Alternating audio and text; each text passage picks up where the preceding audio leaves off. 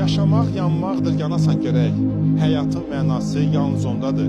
Şam əgər yanmırsa yaşamır demək, onun da həyatı yanmağındadır. Xəzər dənizinin yaşarsması onun səviyyəsinin qalxıb enməsindədir. Əgər o qalxıb enmirsə, Xəzər dənizi yaşamır. Bax, onun həyatıdır Xəzərin.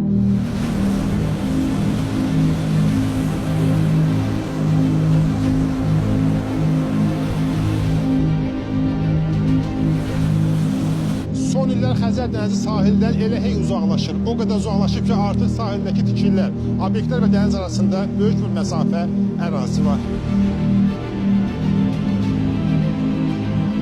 Ümumiyyətlə, Xəzər dənizinin pasportu, mən deyərdim, onun səviyyəsinin daim qalxıb enməsidir. Xəzərin səviyyəsi daimi dəyişir. Xəzərin indiki son dəyişmələrin əsas səbəbi onun su balansının dəyişməsidir. Yəni, ora gələn sularla gedən sular arasında əlaqə. Gələn sular 80%-ni təşkil edir yer üstü sular, çaylar əsasən. Burada da 80%-ə qədər də ki, bunu təşkil edir Volqa çayı. Bir də səthinə tökülən birbaşa yağıntılar, bir də yeraltı sular.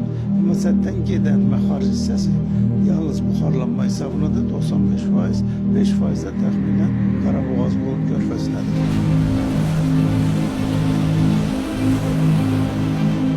Mütəxəssislər deyir ki, Xəzər dənizində suyun azalıb artması təxminən 200 ildən bir baş verir və son illər azalma daha çox müşahidə olunur və bunun da təxminən 2050-ci ilə qədər davam edəcəyi gözlənilir. Yalnız həmin tarixdən sonra biz bunun əksini müşahidə edə bilərik. 100 illiklər ərzində dəyişmələrdə təxminən 500 illik bir periodik var ki, 200-250 Xəzərin səviyyəsi düşür, bir o qədər də dəyişir.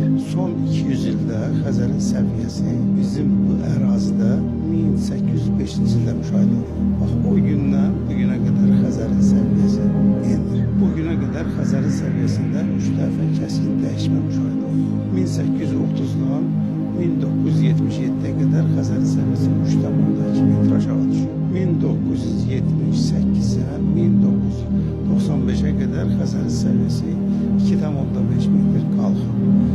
1995-dən bugünə qədər isə Xəzərin səviyyəsi iyunun dövründədir. Bu təxminən 2,6 metr artıq aşağı düşür.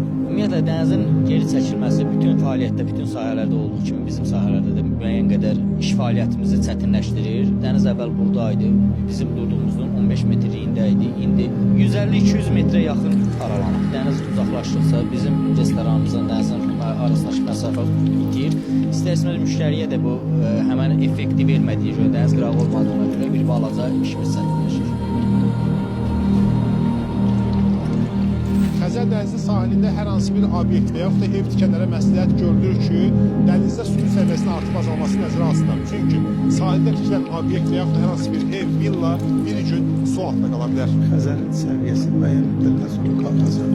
Əgər siz Xəzər sahilində fundamental tikinti işlər aparırsınızsa, müəyyən ki, 2040-50-ci ildən sonra onlar yenidən su altında qala bilər.